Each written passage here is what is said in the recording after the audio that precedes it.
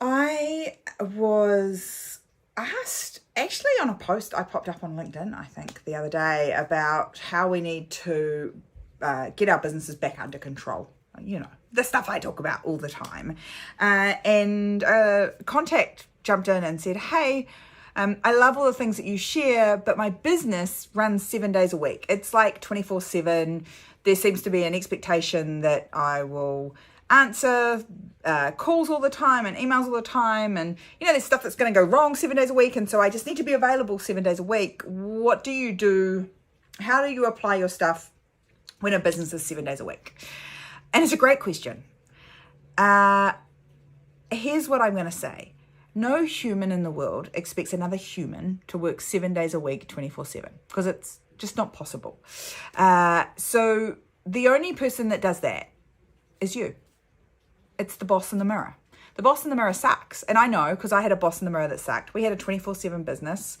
And by 24/7 business, I mean we ran a tourism business. And so because we sell not just domestically, but internationally, people were getting into contact with us all the time. So it could be, in the middle of the night here, but it's daytime somewhere else in the world. And so we would get phone calls and emails at all sorts of different times of the day.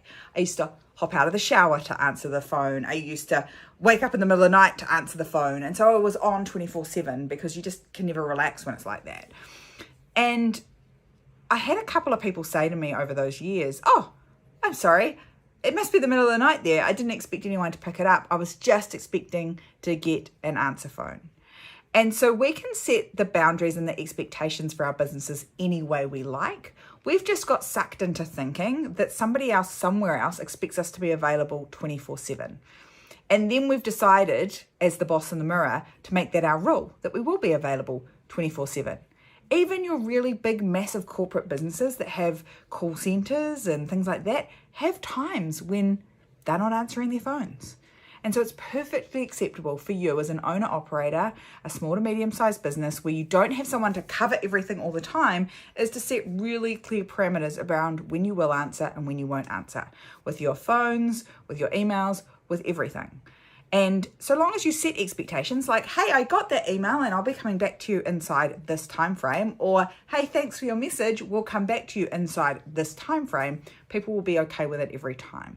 So what I say is the stuff that I teach, it's applicable in every business and in every industry, because fundamentally you have to set really clear boundaries and expectations with all the humans, regardless of whether they're team members or customers, so that everybody knows